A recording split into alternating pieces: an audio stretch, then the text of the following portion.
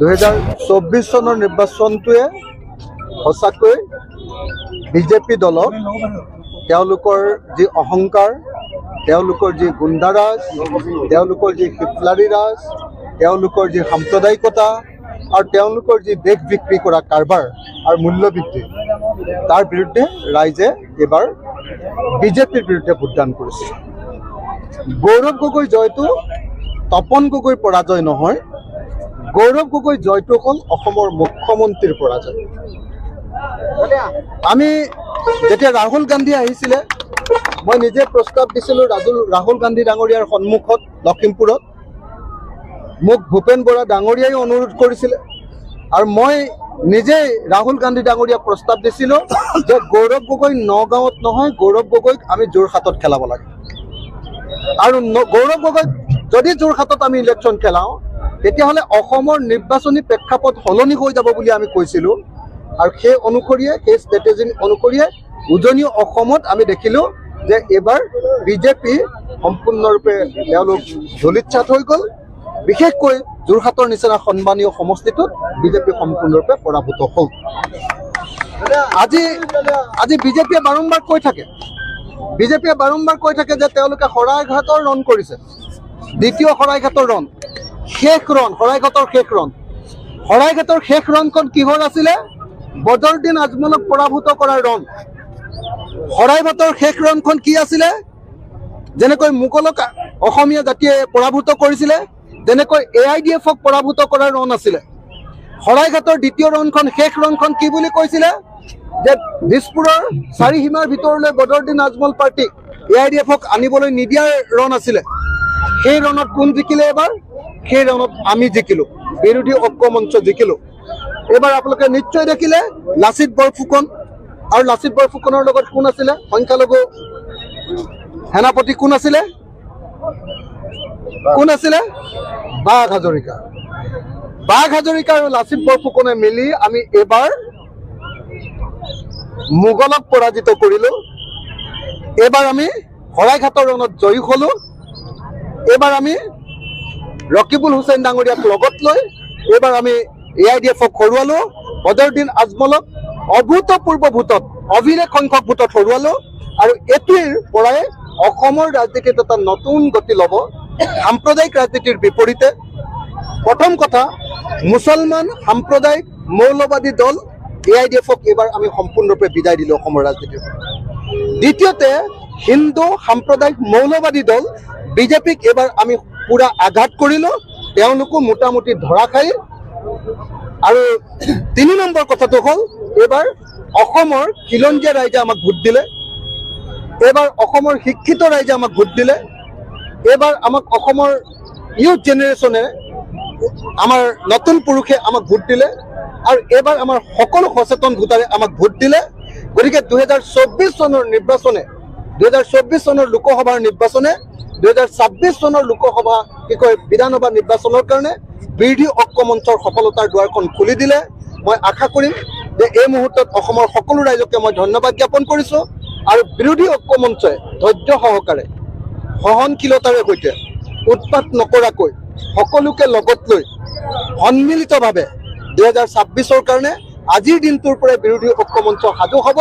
আৰু 2026 চনত আমি বিৰোধী ঐক্য মঞ্চই, আমি বিজেপিক, সাম্প্ৰদায়িক বিজেপিক, হিন্দু সাম্প্ৰদায়িক মৌলবাদী দল বিজেপিক আমি 2026 চনত পৰাভূত কৰিব পাৰিম।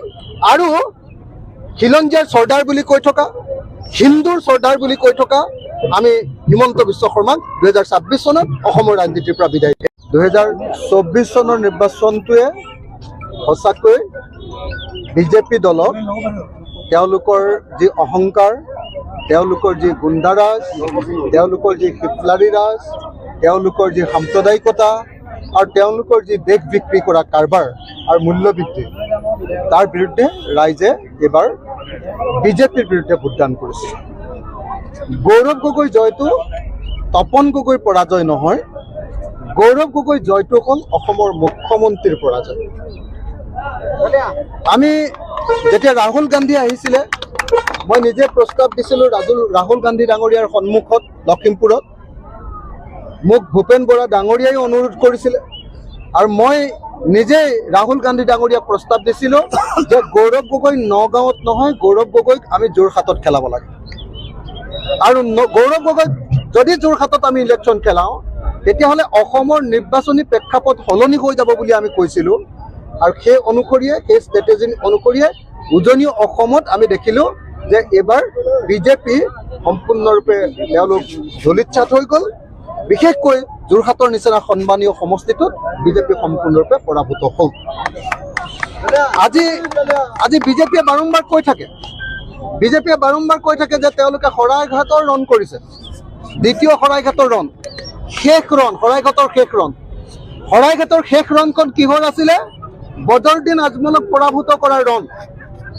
শৰাইঘাটৰ শেষ ৰণখন কি আছিলে? যেনেকৈ মোগলক অসমীয়া জাতিয়ে পৰাভূত কৰিছিলে, তেনেকৈ AIDF-ক পৰাভূত কৰাৰ ৰণ আছিলে। শৰাইঘাটৰ দ্বিতীয় ৰণখন, শেষ ৰণখন কি বুলি কৈছিলে?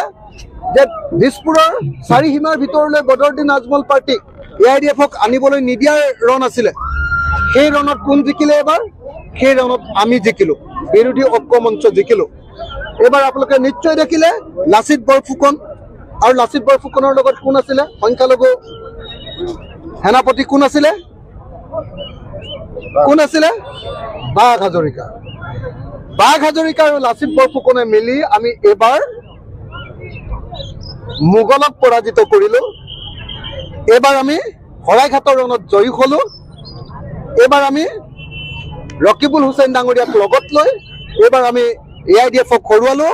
বদৰুদ্দিন আজমলক অভূতপূৰ্ব ভোটত, অভিলেখ সংখ্যক ভোটত হৰুৱালোঁ। আৰু এইটোৰ পৰাই অসমৰ ৰাজনীতিত এটা নতুন গতি ল'ব, সাম্প্ৰদায়িক ৰাজনীতিৰ বিপৰীতে। প্ৰথম কথা, মুছলমান সাম্প্ৰদায়িক মৌলবাদী দল AIDF-ক এইবাৰ আমি সম্পূৰ্ণৰূপে বিদায় দিলোঁ অসমৰ ৰাজনীতিৰ। দ্বিতীয়তে, হিন্দু সাম্প্ৰদায়িক মৌলবাদী দল বিজেপিক এইবাৰ আমি পুৰা আঘাত কৰিলোঁ, তেওঁলোকো মোটামুটি ধৰাশায়ী।